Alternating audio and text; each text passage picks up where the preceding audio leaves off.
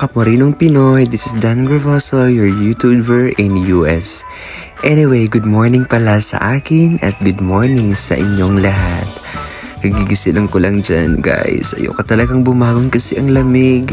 Tapos maaga, I think it's around 6 a.m. in the morning. Session muna ako tapos binilisan ko lang talaga maligo kasi ang lamig ng tubig dyan. Kasi sira yung hot water ng hotel na yan. At ayun, ayos na ako ng sarili ko. Tinanggal ko muna yung mga balahibo ko sa mukha kasi tumutubo na siya. Ilang days kasi ako hindi na-shave.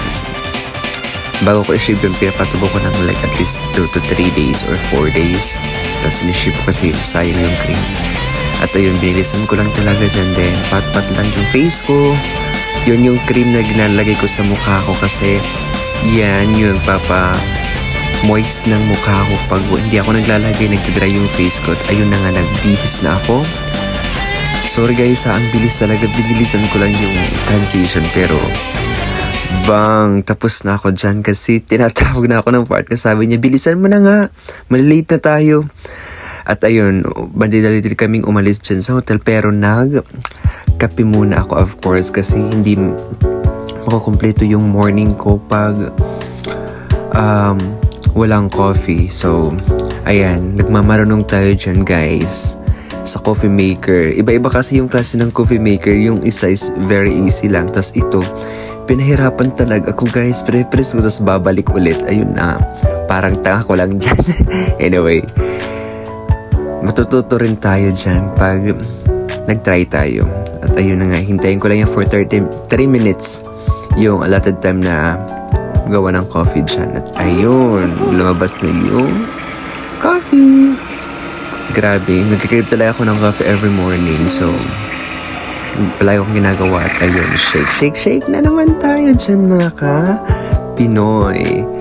At ayun, tara, kapit tayo sa panibagong araw, panibagong buhay. At yan, lumabas na kami dyan. It's around maaga pa dyan. I don't know what time is it, but it's maaga pa dyan. Umalis talaga kami. Tapos, hanggang buot na lang kami ng umaga. I think it's around 2 a.m. or 3 or 4 something. I don't know. But it's too early in the morning. Palagi kaming gumigising sa early in the morning kasi yan yung delivery. Tapos ayun, dumaan kami dyan sa man-made forest. Parang kagaya sa Bohol pero mas fresh dito kasi yung amoy pag inopen nyo yung window ng sasakyan ninyo tapos dumadaan kayo dyan sa mga trees, ang bango talaga, grabe yung na-smell mo talaga yung bango ng mga puno tapos ang lamig ng hangin kaya masarap daanan. At ayun, sabi ko, parang doon lang pala ako sa Pilipinas. At ayun, dito na kami sa city. Yan yung city ng this is in I'm not really sure maybe this is in somewhere in I forgot the place but it's nice. The land formation is beautiful. Malinis talaga, grabe. I like the place. This is in I forgot the name place. It's in either in sorry kasi marami na akong napuntahan dyan. I think it's going to New York somewhere or no. Oh yes, this is in New York. I remember that's the place but it's not exactly the New York City ha. Isang like town ng New York. Sayang hindi ko nakita yung yung place ng Statue of Liberty.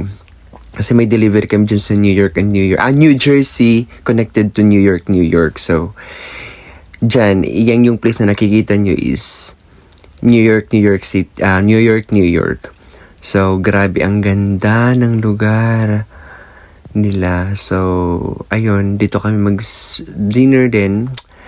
Dito din kami mag-stay for 1 night.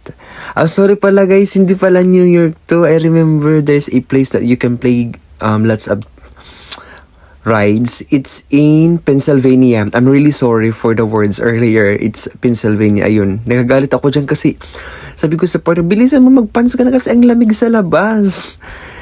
Pinabilisan ko na siya kasi yung Grab din is padating na kasi pupunta kami dyan somewhere. aaliw-aliw kami dyan sa Pennsylvania. Yeah, I remember, it's in Pennsylvania. Grabe guys, ang ganda pala ng place ng Pennsylvania. At ayun lang guys, thank you for watching!